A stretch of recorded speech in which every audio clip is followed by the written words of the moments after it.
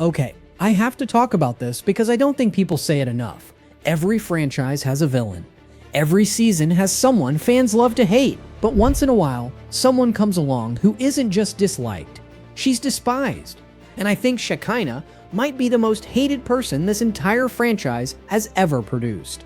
Not most controversial, not most annoying. I mean genuinely deeply hated. To the point where even when she says something true, nobody will back her up. And that's what we're getting into today. How she got here, what she did, and the one strange irony sitting at the center of all of it. Let's get into it. Let's start with who she was before any of this. Shekinah grew up in a strict conservative Christian home in Tennessee, close to the Amish. She was the oldest of 6 daughters. That's not a small detail. That's a very controlled, very sheltered start to life, and at some point she left it behind for something completely different. She moved to Los Angeles and built herself into a licensed esthetician with over 20 years of experience. She ran her own studio, part salon, part home business. Say what you want about her later, but she built that on her own. Before Sarper, her life wasn't easy. She had a relationship with a man named Berto, 27 years older than her. She had her daughter Sophie with him, and the relationship ended not long after the baby was born. She talked about that period honestly. Food stamps, cheap hotels, struggling as a single mom. So before we get into the villain of it all, I want that on the record. She came from somewhere hard.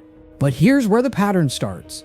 Then Sarper happens. A vacation in Turkey, a Bumble match, a model, personal trainer, former exotic dancer. The chemistry was instant, and honestly, kind of intense right from the start. Once more to Turkey just for me. We had a vacation like a honeymoon. It was perfect. After that week, Multiple trips back and forth, talk of her moving to Turkey, then the K-1 visa process, bringing him to America instead. And this is where the dislike really starts building, because the friction wasn't quiet. Sarper came with a past. A reported 2,500 women, a literal black book, a bottle collection tied to past conquests. Sarper told me that he had been with about 2,500 women, and I thought it was a typo. I'd never even heard of anyone being with half that many people. Shekinah's response wasn't calm. She demanded he stop training female clients, stop smoking, post her publicly, destroy the book, destroy the bottles. Now, some of that is fair. If your partner's past is actively hurting your trust, you're allowed to ask for change. But it went both ways in a way that felt less like love and more like control. Sarper tracked her weight, commented on her body, even designed her next nose job. because I know if she comes to that target, she will have the physique that I want. I mean, that's my work as a personal trainer, to put targets to my clients. Meanwhile, Shekinah set strict house rules in her tiny apartment. Financial pressure built up fast, especially after he cut most of his income to be with her. Then came the fights, and this is the part fans still bring up years later. The hair extension ripping incident, loud public arguments. At one point, she used a 143-page letter from an old boyfriend just to make Sarper jealous. Friends and family warned her again and again. Her response was almost always defensive. And this is also when the surgery talk really ramps up. She'd already had work done before Sarper, but now Sarper himself is designing her next rhinoplasty. And one of the things I'm doing is I'm getting my nose done. Finally, it's been bothering me forever.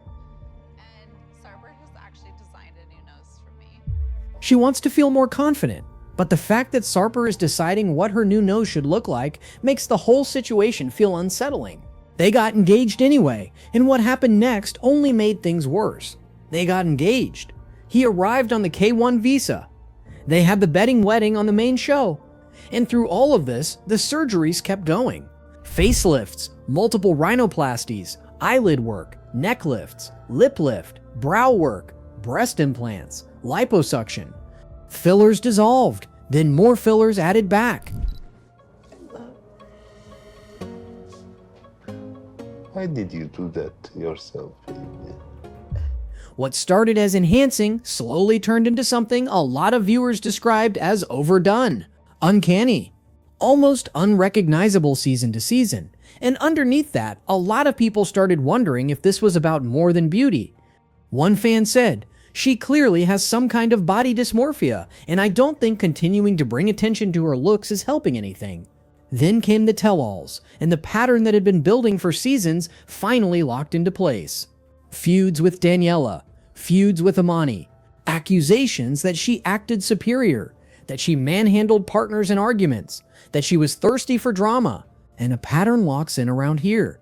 Shekinah rarely apologizes. She frames herself as the victim almost every time. She doubles down instead of backing off. And she expects loyalty from people while being harsh toward them at the same time. But nothing, and I mean nothing, prepared fans for what happened next on the last resort. The marriage was already rocky going in. Then came the Thias-Ramon confrontation. Things escalated fast. There were physical elements, and Shekinah claimed she was attacked while security failed to step in. She says producers were basically waiting for a moment.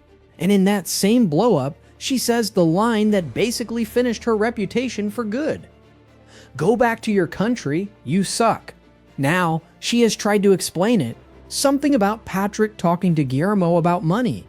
Something about Thias staying silent. Her interpretation of the phrase itself claims that production favors people who already hate her. But context or not, that line landed the way it landed. And on a show built entirely around international couples, married to a man who is himself an immigrant, it hit different. It hit hard. The fallout was immediate.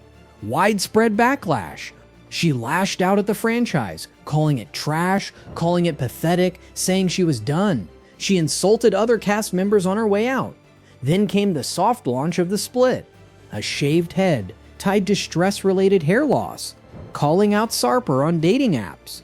Cryptic posts hinting the marriage was over. One fan literally said, attention-seeking performance, while another one said, is she telling her wig hair to go back to their country too? Sarper, through all of this, actually tried at points to get her to see her own behavior.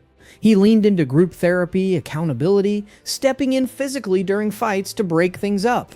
And because of that contrast, a lot of viewers started seeing him in a more sympathetic light. Which brings me to the one thing about this whole story that I think is the most interesting part. There's a real principle here, and it's a fair one. A husband should protect his wife from public disrespect. If people are ganging up on her, being cruel to her, humiliating her, he should stand by her. Loyalty in public, with honest correction in private, that's a reasonable thing to expect in a marriage. But here's the counterpoint that lands so much harder with people.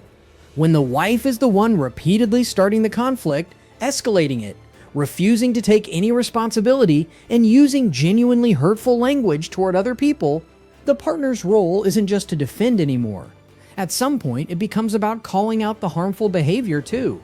Enabling it forever doesn't protect the relationship. It just lets the damage keep spreading. One comment put it simply.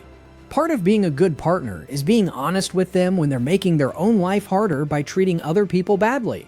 Another said Sarper seems to know she's wrong, and that alone gives him more credibility than her. Someone else said it even more directly. I love my wife. In public, I am always going to be on my wife's side. I also didn't marry someone who is such a nightmare that she can't get along with anyone and can't ever admit she's wrong. And that's really the core of it. By this point, the hate is so deep that it almost doesn't matter what she says anymore. Every action gets read through the lens of everything that came before it. People even questioned whether supportive comments about her were even real, wondering out loud if she was paying for them. And then, right when it seemed like the story was finally winding down, one last update stirred everything back up. Then, after around 2 years of marriage, the split was confirmed. They're living separately. Sarper is back on dating apps, back doing comedy. Public jabs between them continued for a while. And then the update that honestly made a lot of people laugh out loud. Her new relationship is with her former plastic surgeon. Practical in a strange way. Ongoing access to procedures. A partner whose entire career lines up with her focus on appearance. The reactions came in fast. More surgeries coming her way. And for free. Win-win. Somebody predicted she'll be, quote, a full plastic robot by 2027. Others called it a smart move on her part. A perfect match for someone this focused on how she looks. One person wrote, she needs to date a therapist. But a lot of people pointed at the real issue underneath the jokes. A surgeon can change her face. He can't change her personality. Maybe her next partner should be a therapist instead. So why did she end up here? As one of the most hated people in this whole franchise, it's a mix of things that kept adding up. The obsession with appearance, the controlling dynamic with Sarper, refusing to truly apologize, the immigration comment, and constantly playing the victim. Other controversial people in this franchise still have defenders somewhere. Shekinah, at this point, barely does. And that's the real irony sitting underneath this whole story. Even when she has a fair point, even when the defend your wife principle should apply, people are so far past giving her the benefit of the doubt that it just gets ignored completely. One person wrote, "Nah, she's incredibly shitty to people, then cries when they react." Sarper, or anyone's partner for that matter, should not sit by and enable shithead behavior like that. So here's my real question for you. From an Amish upbringing in Tennessee, to building a career alone as a single mom, to becoming one of the most hated people in 90 Day Fiancé history, and now starting over with the plastic surgeon. Can someone this disliked ever turn it around? Or is most hated just permanent for her at this point? Let me know in the comments if you think the hate is fully earned, overblown, or somewhere in between. I really want to hear it. Alright, talk to you in the next one.